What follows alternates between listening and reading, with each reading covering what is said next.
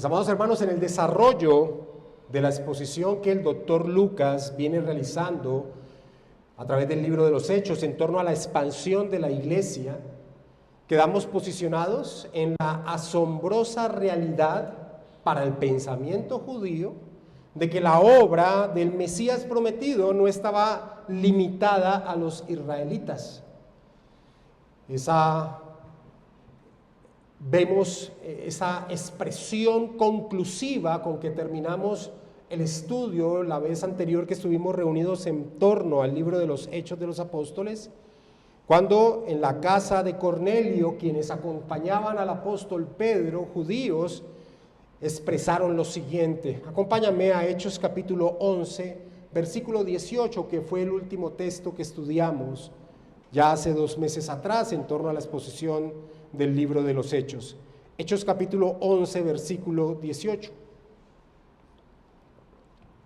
Entonces, oídas estas cosas, callaron y glorificaron a Dios diciendo: de manera que también a los gentiles ha dado Dios arrepentimiento para vida.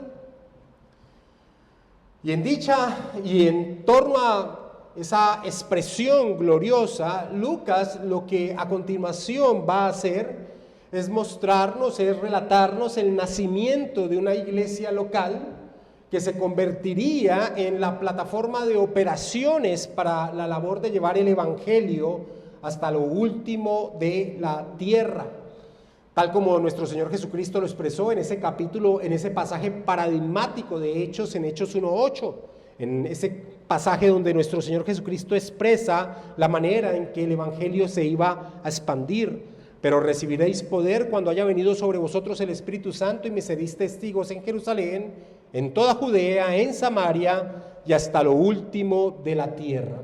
Así que después de lo que aconteció en la casa de Cornelio, Lucas lleva por el Espíritu Santo su mente a relatarnos el nacimiento de una iglesia local, la primera iglesia local gentil. Es muy diferente a lo que nos ha venido relatando Lucas en el libro de los Hechos, con conversiones de personas que no son plenamente judías. Lo vimos con los samaritanos, por ejemplo, lo vimos con el eunuco de Etiopía, lo vemos con Cornelio, pero ahora vamos a hablar, y Lucas nos va a exponer acerca de una iglesia, ya de una iglesia local de gentiles, o mixta de gentiles y judíos. Y el texto que vamos a estudiar en esta noche adquiere esa relevancia en torno a la intención del libro de los Hechos de los Apóstoles, que se enfoca en mostrarnos la expansión de la iglesia, al entender lo que va a hacer esta iglesia en la historia de ser una plataforma para que a través de ella el evangelio vaya a otros lugares.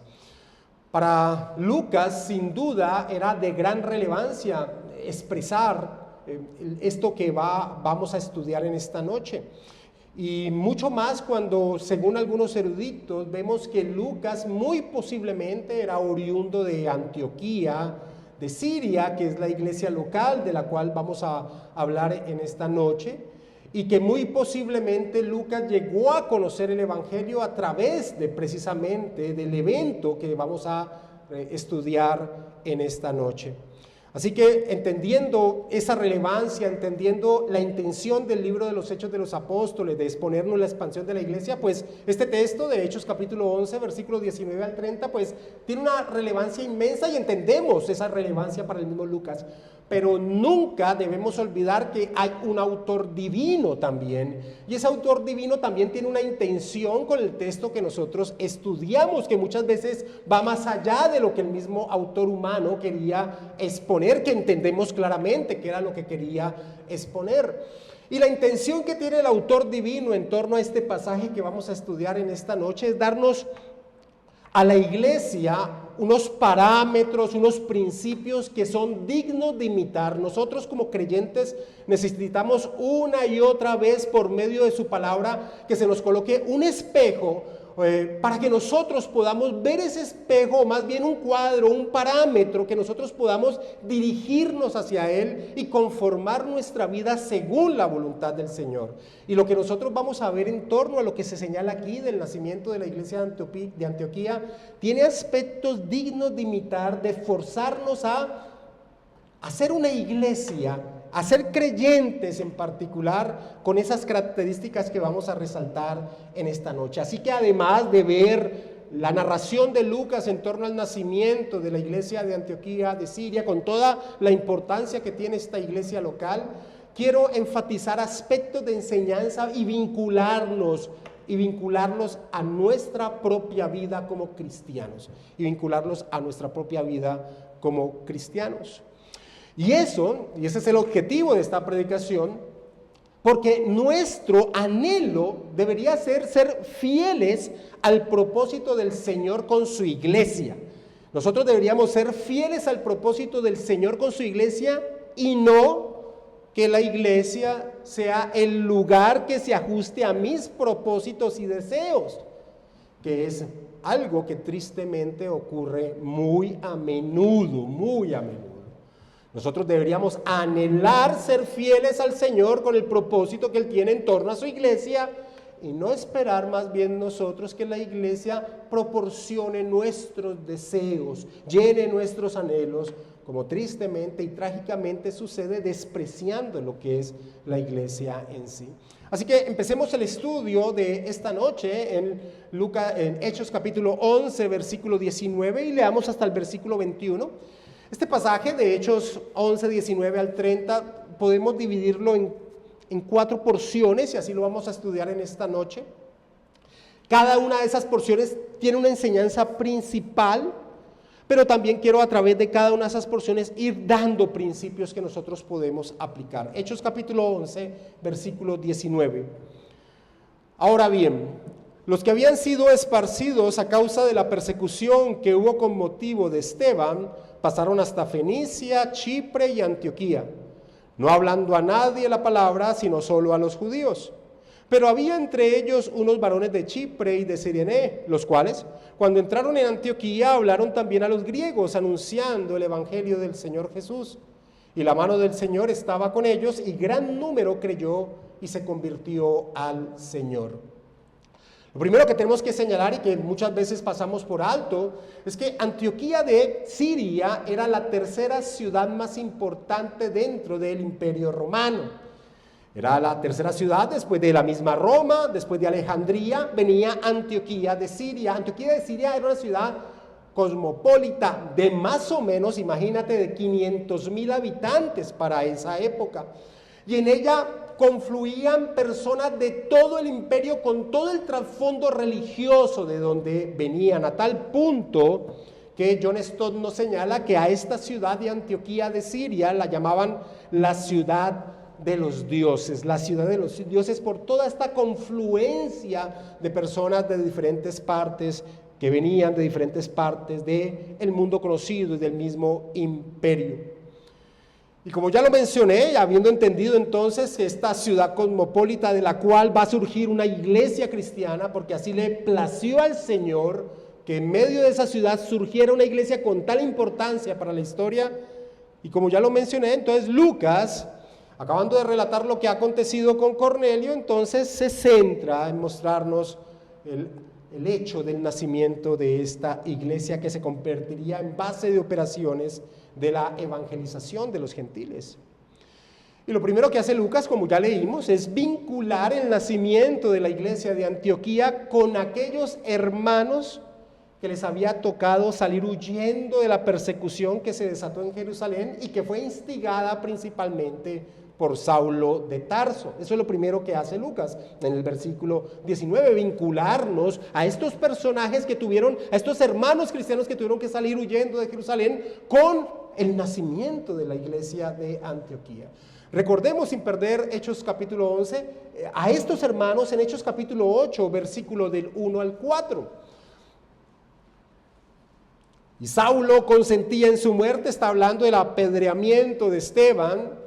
En aquel día hubo una gran persecución contra la iglesia que estaba en Jerusalén, y todos fueron esparcidos por las tierras de Judea y de Samaria, salvo los apóstoles. Saltemos al versículo 4. Pero los que fueron esparcidos iban por todas partes anunciando el Evangelio. Pues Lucas, cuando inicia el versículo 19 y dice, ahora bien, los que habían sido esparcidos a causa de la persecución que hubo con motivo de Esteban, pues nos hace colocar nuestra mente en un pasaje que nosotros ya estudiamos, que está en Hechos capítulo 8, versículo del 1 al 4. Y lo primero que tendríamos que enfatizar, y que también Lucas ha vuelto a utilizar aquí en Hechos 11, 19, es esa expresión esparcidos. Esa expresión esparcidos es muy importante, porque como nos indica el versículo 4 del capítulo 8, estos esparcidos iban por todas partes anunciando el Evangelio. Y sin duda la imagen que quiere Lucas darnos a través de esta palabra que él utiliza tanto en Hechos 8 como en Lucas capítulo 11 versículo 19 es una imagen de cómo Dios en su providencia y a través de diferentes circunstancias hace que su iglesia se movilice. Hay alguien que dijo algo que puede sonar chistoso, pero que sirve de recordatorio para nuestra vida. Nosotros encontramos en Hechos capítulo 1 versículo 8 el parámetro en torno a la expansión de la iglesia. Y alguien dijo que si la iglesia no realiza lo que se señala en Hechos capítulo 1, versículo 8, entonces Dios va a hacer lo que está en Hechos capítulo 8, versículo 1. Es decir, crear circunstancias que haga que la iglesia se movilice. Y esta palabra esparcidos enseña esa realidad porque nos trae la imagen de un agricultor que toma las semillas y las esparce en el terreno según él quiere realizarlo. Así que como una primera enseñanza que nos deja este inicio de estudio de este pasaje, es que podemos afirmar que es el Señor mismo quien hace que su iglesia crezca. Es el Señor mismo quien hace que su iglesia crezca. Es Él, el Todopoderoso, el Rey del universo.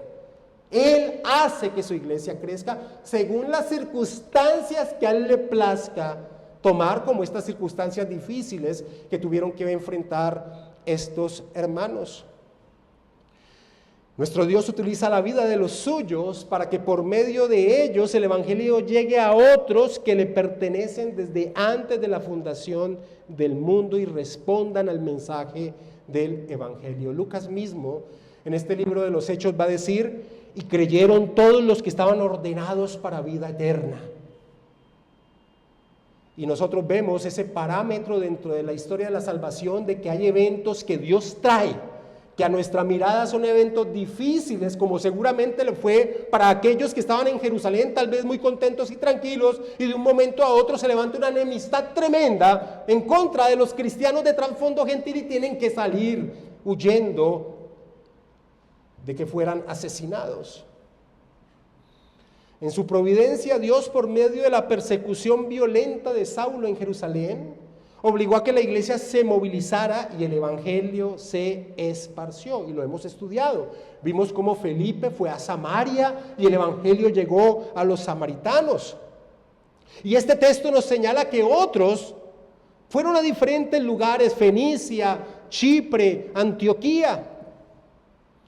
Y esto nos enseña que sean las circunstancias que sean, que vengan a nuestra vida y que vengan aún en contra de la iglesia, tenemos que saber que Dios está en control y que el Señor está interesado en su iglesia y que muchas de esas circunstancias lo que hace es que la iglesia madure, crezca, se fortalezca, y en ello descansamos, porque nuestro Dios es un Dios bueno y todopoderoso. Lucas nos dice algo en este inicio de Lucas 11, versículo 19, y es que aquellos que fueron esparcidos, donde llegaban, se limitaban a compartir el mensaje del evangelio solo a los judíos. Leamos una vez más el versículo 19.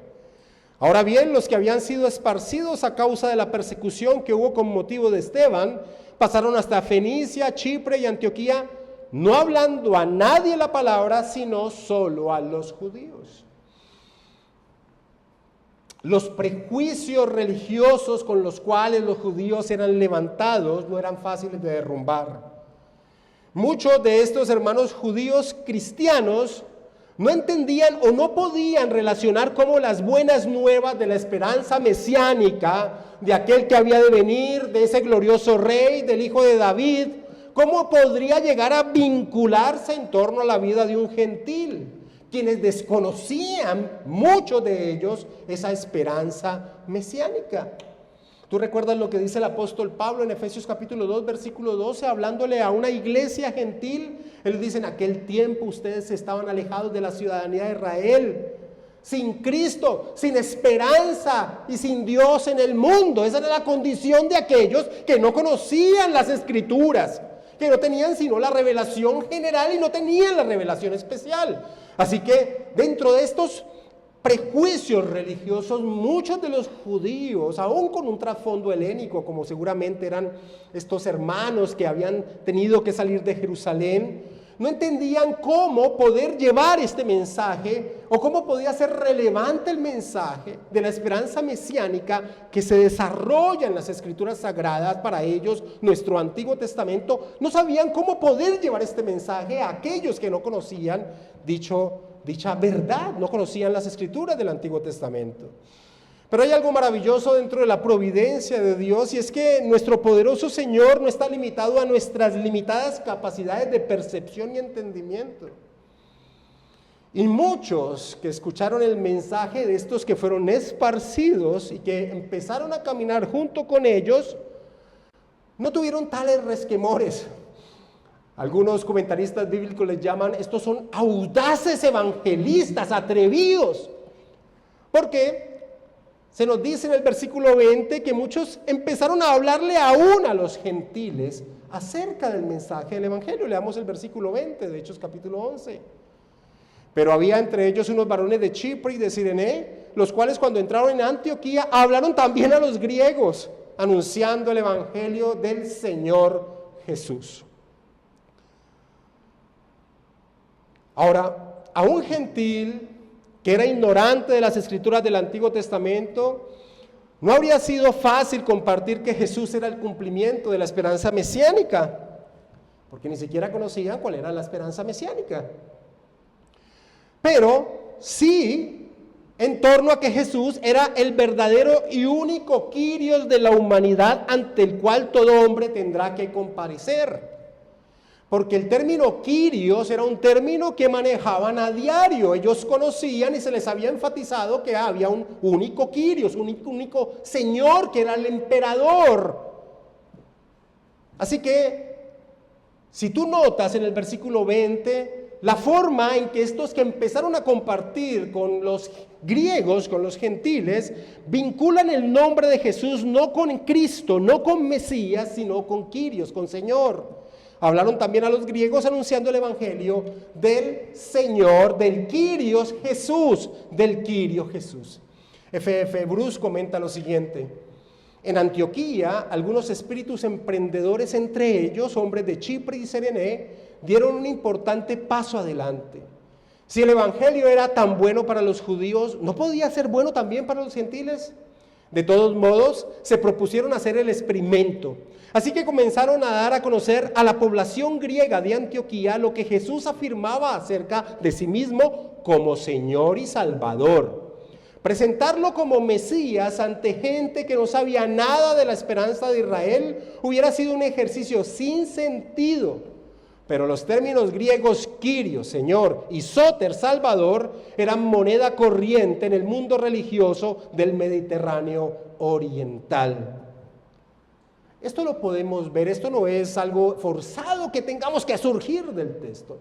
Es que esta es la manera en que el mismo apóstol Pablo nos enseña cómo él, cuando llegaba ante un grupo de gentiles que no tenían ni idea del Antiguo Testamento, nunca se metía en torno a que Jesús era el Cristo o el Mesías, sino que empezaba a hablar acerca del Dios creador y de aquel que ha levantado para juicio en torno a todos los hombres, el Señor, el Kyrios. Miremos esos ejemplos.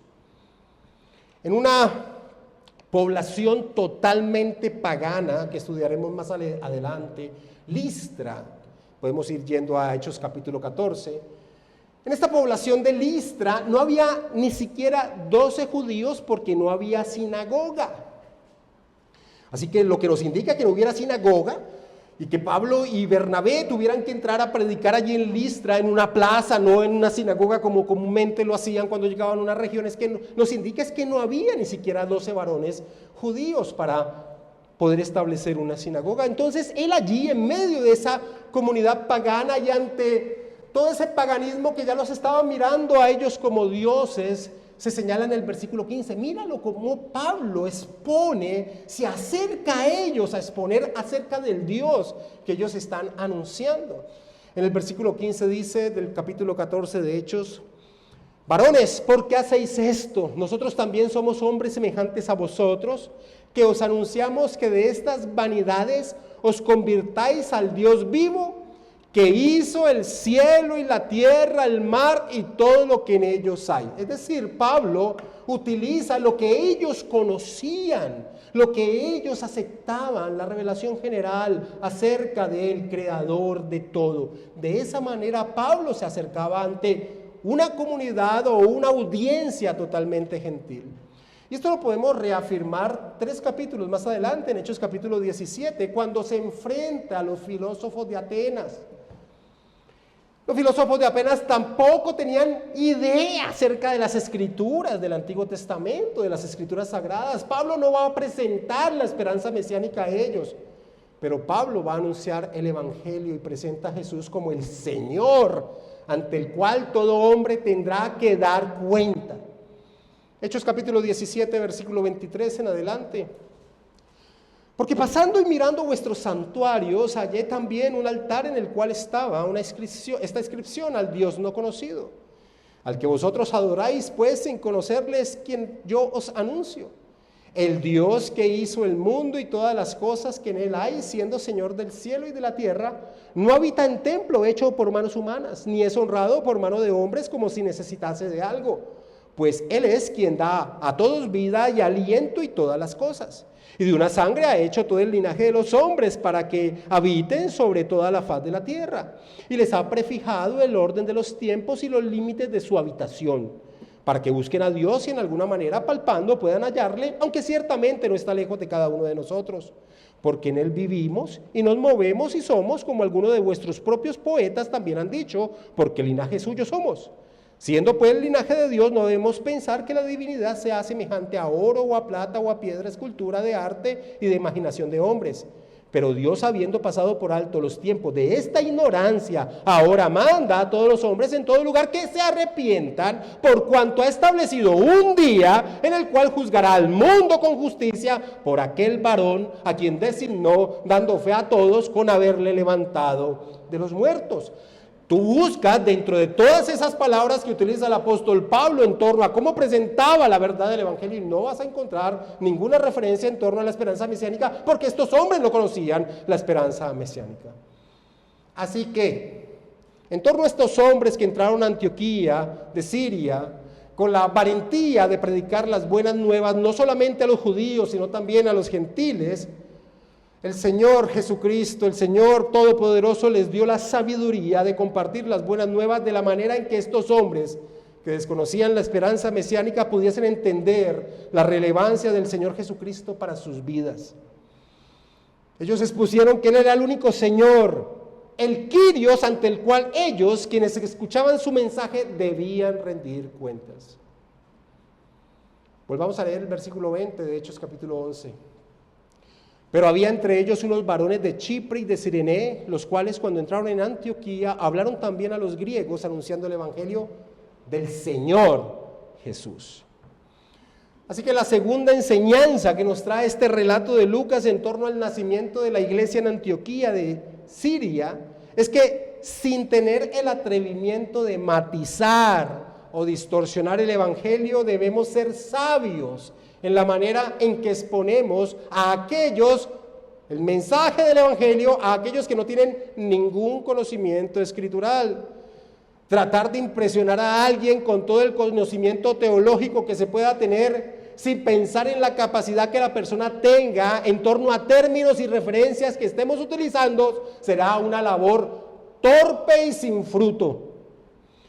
Así que presentar el Evangelio también exige, como dice Tony Mérida, lo siguiente: para ser un buen evangelista necesitas conocer bien el Evangelio, pero también debes considerar los niveles de conocimiento de tu audiencia. Pero el texto también nos enseña, y es de una forma maravillosa, como para que el hombre no piense que es solamente a través de su capacidad de que alguien responda al mensaje del Evangelio.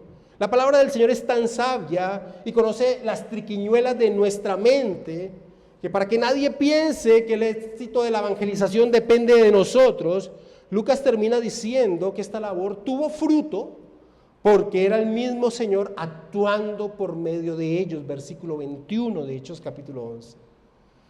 Y la mano del Señor estaba con ellos, y gran número creyó y se convirtió al Señor. Sí, hay un esfuerzo, hay una sabiduría, saben llegar a aplicar, pero todo tiene fruto porque la mano del Señor estaba con ellos, porque es el Señor quien está expandiendo su iglesia.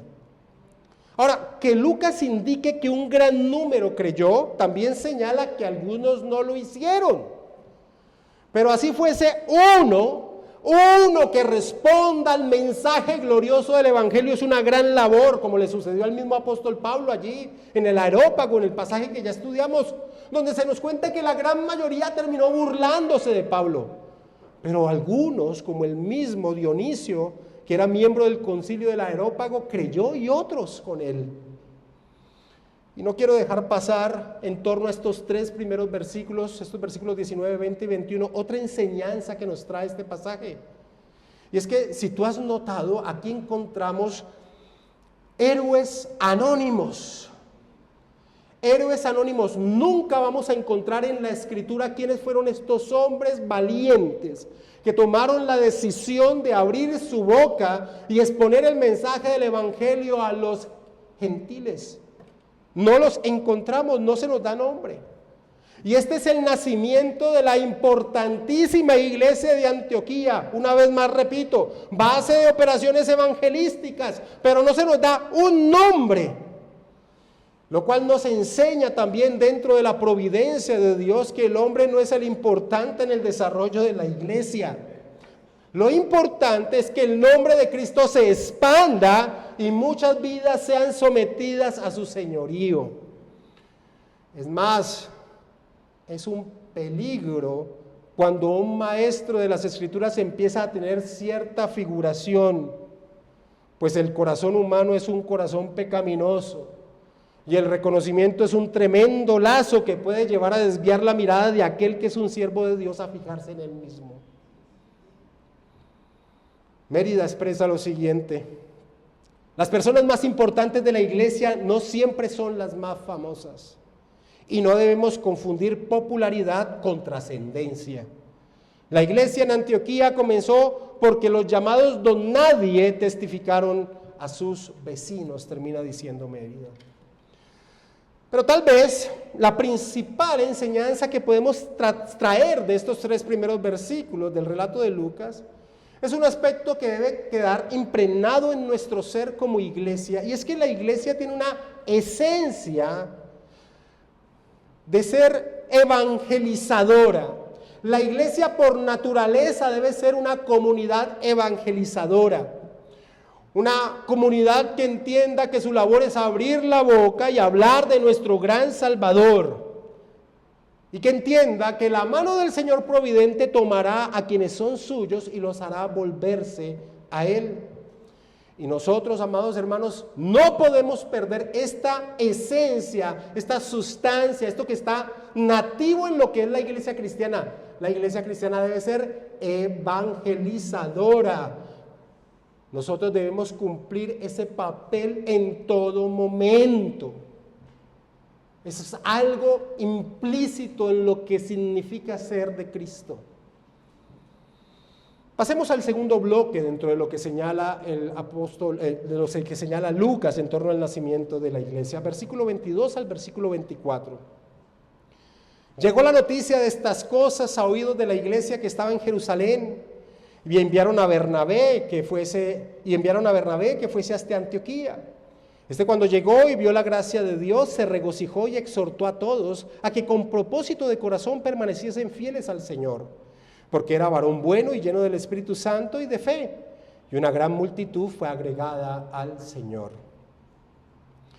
El Señor Jesucristo ya había preparado a la iglesia en Jerusalén acerca de que también el mensaje del Evangelio era para los gentiles, con lo que había acontecido en la casa de Cornelio y que vimos que terminan señalando de manera que también a los gentiles ha dado Dios arrepentimiento para vida. Pero que en una ciudad como Antioquía, la tercera ciudad más importante del Imperio Romano con más de 500,000 habitantes, cuna de muchas creencias, fuera de los límites palestinos, donde ningún apóstol había ido a compartir el Evangelio, estas noticias de que las buenas nuevas habían sido recibidas y aceptadas le impulsaron a la iglesia en Jerusalén a enviar a alguien a verificar lo que había acontecido, así como vimos que aconteció en Samaria. ¿Recuerdan que cuando escucharon lo que aconteció en Samaria, mandaron a Pedro y a Juan? Pero aquí, guiados por el Espíritu Santo, la iglesia en Jerusalén no envió a un apóstol, sino que enviaron a uno que había nacido en Chipre y que por lo tanto estaba menos propenso a los prejuicios que los judíos tenían en torno a los gentiles. Este es un aspecto muy sabio con el cual el Espíritu Santo guió a la iglesia en Jerusalén. Y ese hombre fue Bernabé, el cual ya Lucas nos lo ha presentado en el libro de los Hechos. Este hombre, su verdadero nombre era José. Pero el interés que él mostraba por los demás, el amor que él tenía por la iglesia, llevó a los apóstoles a llamarlo hijo de consolación o hijo de exhortación, Bernabé. Acompáñame un momento y recordemos lo que Lucas ya nos ha dicho acerca de Bernabé en el capítulo 4, versículo 36. Ahí en el capítulo 4 se nos muestra el tremendo amor de Bernabé por la iglesia. Entonces José, a quienes los apóstoles pusieron por sobrenombre Bernabé, que traducido es hijo de consolación, levita, natural de Chipre, como tenía una heredad, la vendió y trajo el precio y lo puso a los pies de los apóstoles. También Lucas nos ha relatado que Bernabé fue fundamental cuando el apóstol Pablo, Saulo de Tarso, llegó tiempo después a Jerusalén y las personas no querían lógicamente juntarse con él. Bernabé fue ese hombre que tomó a Saulo y lo acercó a los demás hermanos en Hechos capítulo 9, versículo 26.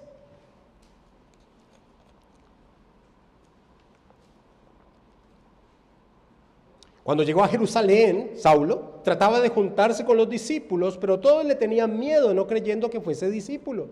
Entonces Bernabé, tomándole, lo trajo a los apóstoles y le contó cómo Saulo había visto en el camino al Señor, el cual le había hablado, y cómo en Damasco había hablado valerosamente en el nombre de Jesús.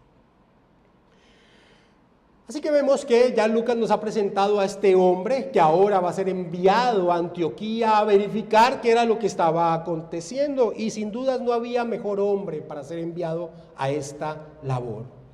Pero antes de centrarnos en lo que sucedió con la llegada de Bernabé, es importante resaltar la impresión que generó Bernabé en Lucas, el escritor del libro de los Hechos. Recordemos que muy posiblemente Lucas sea uno de los que vivían en Antioquía de Siria y recibieron el mensaje del Evangelio. En lo que nos narra esta historia, ya la llegada de Bernabé, algo sucedió en torno a Lucas y Bernabé, de la manera en que Lucas se expresa de Bernabé, podemos ver la impresión inmensa que generó este hombre en Lucas. Mira el versículo 24 un momento de Hechos capítulo 11, en la primera parte. Dice de Bernabé Lucas, porque era varón bueno. En todo el libro de los Hechos de los Apóstoles no se llama bueno a nadie más. El único con este título es Bernabé. Ese carácter de este hombre impresionó a Lucas de tal manera que le llamó de esta manera. Y leamos el versículo 23 en torno a ver la reacción que tuvo Bernabé cuando llegó a Antioquía. Dice, cuando llegó y vio la gracia de Dios, se regocijó. Bernabé, al ver cómo el Señor añadía a la iglesia a los que habían de ser salvos, tanto judíos como gentiles, Y eso es lo que significa ver la gracia de Dios. Bernabé llegó y vio que judíos y gentiles juntos creían en el Señor Jesucristo. Esa es la gracia de Dios, dice Lucas, se regocijó. Y, amados hermanos, es que siempre que el Señor llame a un hombre a sus pies, sea el trasfondo de vida que éste haya tenido, debemos pedirle al Señor que no nos deje de sorprender, que no nos deje de maravillar de su gracia, sea el hombre que sea el trasfondo que sea. Debemos pedirle al Señor que no nos deje de sorprender de su gracia. Pero esto solo es posible cuando estamos sumergidos en la verdad de su palabra, que no permite que perdamos la percepción de la verdad en torno a que todo hombre no es sino merecedor de la ira de Dios. Así que si un hombre llamado por el Señor debe sorprendernos, pues Bernabé llegó a un lugar pagano y vio a gentiles y judíos juntos creyendo en el nombre del Señor Jesucristo, la gracia de Dios, y se gozó. Debe haber sido impresionante que por primera vez en la historia, y eso es lo que narra este pasaje, por primera vez en la historia, en unidad, judíos y gentiles estaban reunidos en pos del Señor Jesucristo.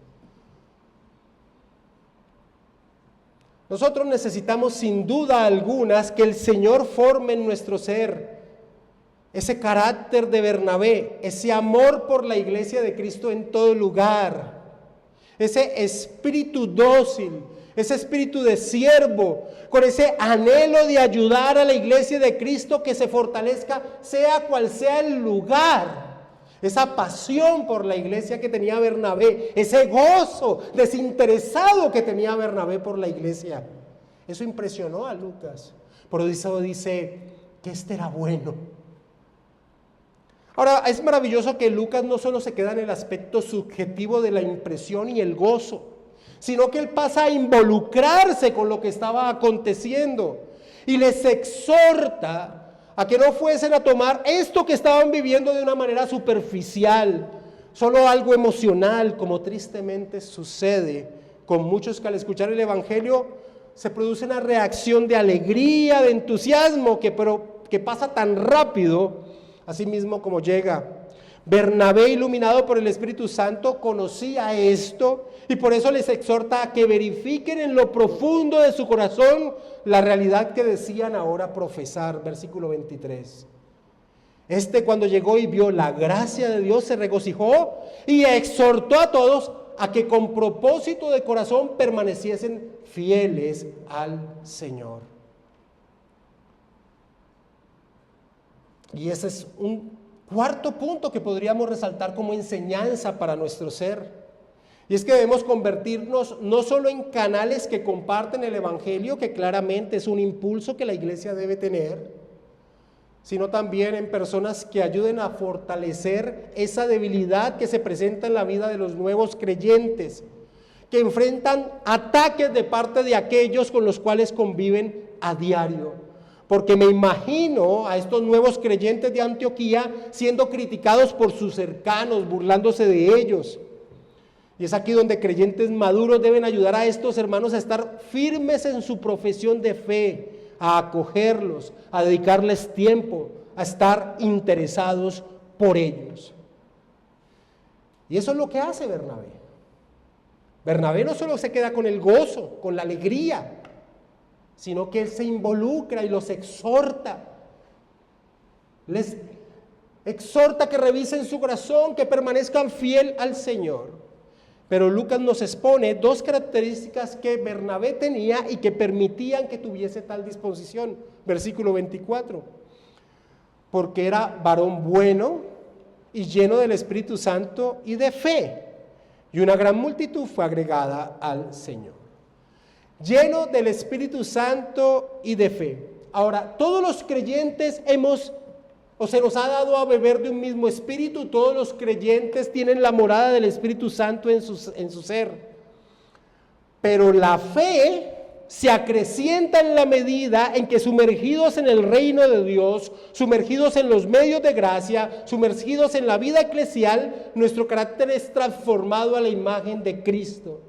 Y una fe madura es el aliciente para gozarnos en la gracia de Dios y que nuestros hermanos realmente nos importen. Bernabé no debe ser solamente un personaje de admirar, sino que debe ser un personaje que nos impulse a ser como él. Y Lucas nos expone que estaba lleno del Espíritu Santo y que tenía fe, era lleno de fe.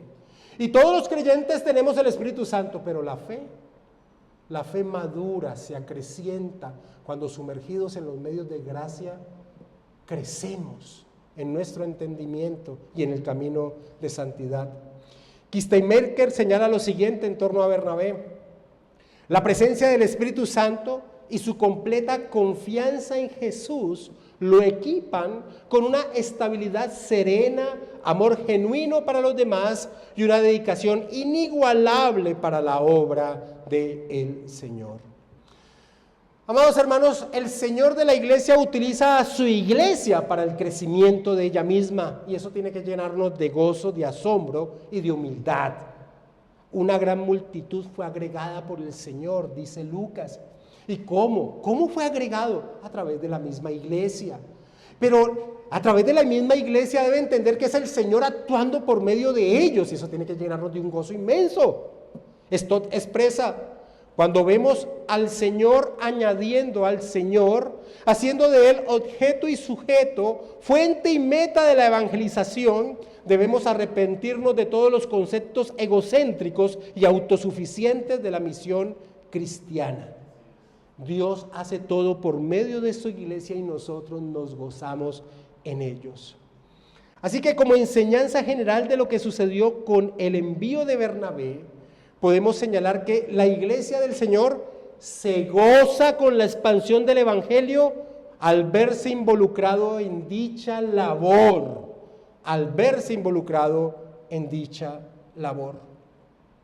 Así que tenemos una enseñanza general evangelística, una enseñanza general de gozo al ver cómo crece el pueblo de Dios. Pero Bernabé también entendía que si estos nuevos creyentes se quedaban en un entendimiento superficial de la verdad del evangelio, serían fácil presa del error, del desvío y por último de abandonar lo que ahora decían profesar. Así que además de exhortar a que permaneciesen fiel al Señor, Bernabé se esfuerza en suplirles formación, porque la iglesia no es solo responsable de compartir el evangelio, sino de hacer discípulos. Y esto solo es posible a través de una capacitación que se les brinde a estos nuevos creyentes, y esta es nuestra quinta enseñanza. Bernabé no solo se gozó, Bernabé no solo exhortó, sino que Bernabé sabía que estos nuevos creyentes necesitaban ser capacitados. Y como hemos visto, Bernabé es un hombre que ama a la iglesia, y este amor hace que él quiera lo mejor para ella, y aunque es posible que él mismo hubiese podido haber realizado esta labor de formación, él sabe que hay una herramienta que Dios tiene seleccionada para esto.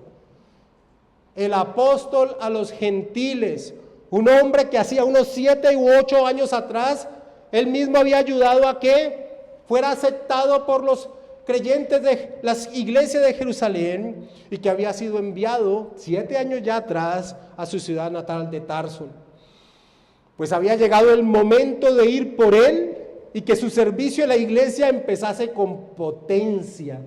Pero antes de pasar a ver este apunto, quiero resaltar esa humildad y ese interés de la iglesia de Bernabé. Bernabé no quería un nombre para él mismo. Bernabé le interesaba que la iglesia quedara formada de la mejor manera, y conocía a este hombre llamado Saulo de Tarso. Tony Mérida expresa: encuentro interesante que cuando Bernabé podría haberse hecho un nombre por sí mismo al convertirse en el líder de la nueva iglesia, humildemente compartió la carga con un hombre cuyos dones de enseñanza eran superiores. Versículo 25 y 26, primera parte. Después fue Bernabé a Tarso para buscar a Saulo, y hallándole le trajo a Antioquía. Y se congregaron allí todo un año con la iglesia y enseñaron a mucha gente. Todo un año con la iglesia y enseñaron a mucha gente. 1 año estuvieron Bernabé y Saulo en Antioquía formando a los nuevos creyentes, y tú te imaginas lo maravillosa de esa formación.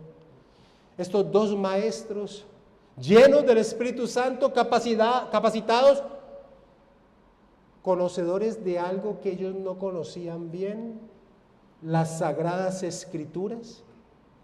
Esto expresa lo siguiente: 1 año enseñando, el nivel de maestros más el tiempo invertido señalan el grado de profundidad con que fueron capacitados estos hermanos en la ciudad de Antioquía. Amados hermanos, aquellos que desprecian el estudio, aquellos que desprecian el esfuerzo de aprender las Escrituras, nunca llegarán a tener una fe madura. Nunca llegarán a tener una fe madura. Porque la fe se desarrolla a partir de la verdad.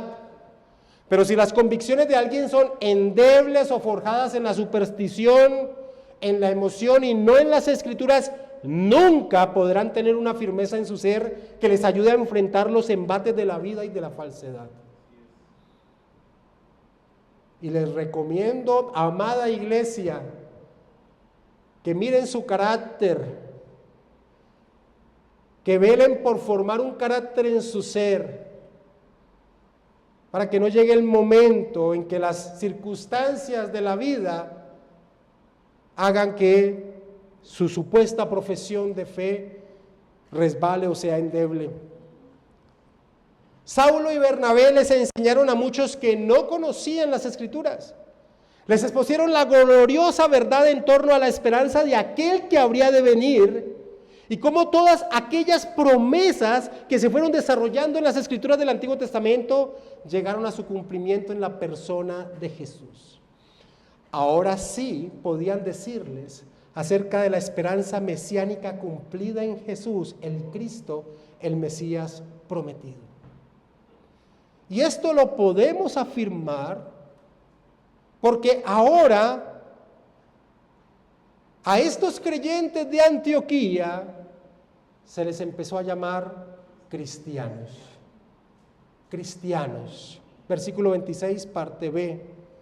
Y a los discípulos se les llamó cristianos por primera vez en Antioquía. La comunión, la coinonía, la reunión de judíos y gentiles adorando sin distinciones a un mismo Kyrios, a un mismo Señor, era algo que no se veía en el judaísmo.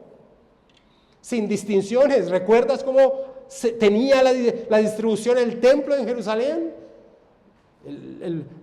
Los gentiles tenían una pared que no los permitía entrar y básicamente quedaban casi que por fuera del templo. Aquí es sin distinción, juntos, judíos y gentiles. Como dice Pablo, el Señor destruyó esa pared intermedia de separación. Ahora unidos, juntos, adoraban al mismo Señor de gloria. Así que era evidente que ya no es una secta cristiana como en mucho tiempo llegaron a ver a los cristianos. No, ahora era claro que ellos no eran esa secta judía más, sino una expresión de fe única. Ellos eran cristianos.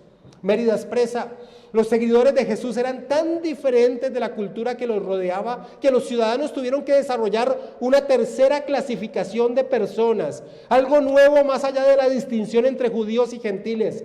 Los cristianos eran una nueva humanidad, termina señalando Mérida.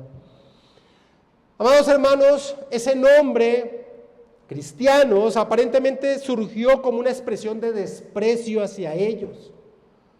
Y esto lo podemos decir porque en las Escrituras solo vemos referenciado 2 veces este nombre más, aparte de este. Una es en torno a una expresión de rechazo hacia la enseñanza que se estaba dando de parte del apóstol Pablo. Acompáñame a Hechos. Aquí se me fue el pasaje, pero es el pasaje donde Pablo está frente al rey Agripa, ¿cierto? Y Agripa le dice: por poco me persuades a ser cristiano. Por poco me persuades a ser cristiano. Y la otra pasaje, no sé si alguien me ayuda de pronto, llegando a ese pasaje de Hechos, es el versículo 28, pero aquí no copié el capítulo. El otro pasaje donde se vincula el nombre de cristiano es en una expresión dada por el apóstol Pedro, que relaciona la vergüenza que los creyentes padecen por Cristo. Este está en 1 de Pedro, capítulo 4, versículo 16. El anterior pasaje es Hechos 26, 28, donde dice: entonces Agripa dijo a Pablo, por poco me persuades a ser cristiano. Es una expresión de rechazo. Y en este pasaje de 1 de Pedro 4, 16 es una expresión donde Pedro vincula la vergüenza, el dolor, el rechazo en torno a ser de Cristo. Dice Pedro en 1 de Pedro 4, 16, pero si alguno padece como cristiano, no se avergüence, sino glorifique a Dios por ello. Así que muy seguramente esta expresión cristiano no surgió del seno de la iglesia, sino que surgió de los demás que los veían ya entendiendo que era algo aparte. Pero aunque muy posible haya surgido como un remoquete de desprecio, señala muy bien quiénes somos. Aquellos que estamos unidos existencialmente a Jesús, el Cristo. La historia de la iglesia ha demostrado que esos señalamientos despreciativos terminan convirtiéndose en expresiones que identifican correctamente quiénes somos. A los puritanos se les llamó así con desprecio, pero en la historia quedó como el señalamiento a unos creyentes con unas convicciones firmes en su fe y un testimonio acorde con sus vidas. Llevar el nombre de Cristo es un honor, mis amados hermanos cristianos. Un vínculo con hermanos que han entregado su vida en pos de llevar ese nombre. Esto es un gran compromiso. Soy cristiano. Tan fácil de decirlo, pero tan pisoteado con nuestro testimonio. Soy cristiano y seguir llevando una vida de pagano es una atrocidad. Kistemaker expresa lo siguiente: ¿por qué nos llaman cristianos? El nombre cristiano quiere decir que nosotros estamos identificados completamente con Cristo porque somos sus discípulos. Pero para muchos cristianos esta identificación parece aplicarse solamente durante el culto de adoración de los domingos. Durante la semana muchos creyentes parecen poner a un lado la etiqueta de cristianos que usan el domingo cuando cantan alabanzas a Dios, leen las escrituras, oran y escuchan un sermón. ¿Cómo viven algunos cristianos? Algunos viven para conseguir dinero, otros están en proceso de destruir sus cuerpos mediante la dependencia de drogas e incluso otros usan lenguaje profano e indecente como parte de su hablar diario. La pregunta, ¿por qué nos llamamos cristianos?, es personal y directa. A muchos cristianos los hace ruborizarse, termina diciendo Kistemaker. Amados hermanos, como enseñanza general de esta sección, donde Bernabé se interesa por la formación de la iglesia y va a buscar a Saulo para formarlo durante un año, y la formación es tal que ya entienden el mensaje de la promesa mesiánica a tal punto que terminan llamándolos cristianos, los que estaban alrededor de ellos. La enseñanza general de esta sección es que la iglesia de Cristo tiene la responsabilidad de formar a los creyentes. Y el creyente tiene la responsabilidad de buscar dicha formación. Ese esfuerzo, esa sabia utilización del tiempo, tiene esa responsabilidad. No es casualidad esta imagen con que nos encontraremos más adelante en torno a la iglesia de Antioquía. Acompáñame a Hechos 13, versículo 1. No es casualidad que la iglesia de Antioquía se haya convertido en una iglesia llena de maestros. Había entonces, Hechos 13:1, en la iglesia que estaba en Antioquía, profetas y maestros: Bernabé, Simón el que se llamaba Níger, Lucio de Cirené, Manael el que se había criado junto con Herodes el tetrarca y Saulo. No es casualidad. Y por último, este pasaje de Hechos capítulo 11, versículo 19 al 30, nos señala que el Señor, el Kyrios, el Rey universal, quien controla todo lo que acontece, quiso utilizar un evento de gran escala para mostrar que las acciones de amor por parte de una iglesia local hacia otros nuevos hermanos tiene fruto. Las hambrunas en las Escrituras son una muestra, una sombra del juicio de Dios.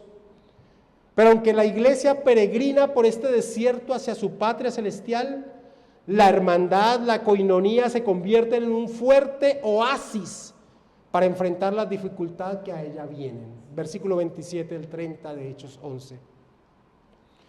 En aquellos días unos profetas descendieron de Jerusalén a Antioquía, y levantándose uno de ellos, llamado Ágabo, daba a entender por el Espíritu que vendría una gran hambre en toda la tierra habitada, la cual sucedió en tiempo de Claudio.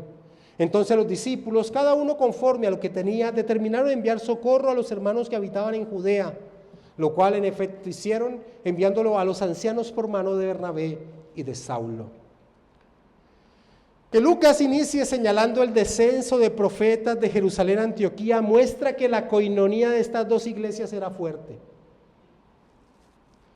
Uno de estos profetas, Ágabo, que más adelante también lo veremos presente en el libro de Hechos, señalando lo que el apóstol Pablo tendría que vivir, expresó que una hambruna de grandes proporciones se avecinaba. Y Lucas expresa que tal hecho sucedió en el tiempo que el emperador era Claudio. Esa información que nos da Lucas nos permite relacionar una inundación que ocurrió con el Nilo, que cubrió totalmente grandes plantaciones. El Nilo comúnmente se inundaba, pero en esta época, más o menos año 45 al 47 después de Cristo, la inundación del Nilo fue de tanta proporción que dañó mucho sembrado, y Egipto era la despensa del imperio. Así que la comida escaseó y los que no tenían poder adquisitivo tuvieron grandes dificultades. Pero Lucas no se centra en sí en la hambruna, sino en la reacción de la joven iglesia de Antioquía. Versículo 29. Entonces los discípulos, cada uno conforme a lo que tenía, determinaron enviar socorro a los hermanos que habitaban en Judea, lo cual en efecto hicieron enviándolo a los ancianos por mano de Bernabé y Saulo. ¿Te detuviste a ver la terminología que utiliza Lucas? Llama a estos creyentes en Antioquía discípulos. Entonces los discípulos ya eran creyentes formados. Recuerda que un discípulo es alguien que está sentado a los pies de un maestro. Eran conocedores de la fe que profesaban. Y vincula a esta iglesia gentil con la iglesia en Jerusalén a través del término hermanos.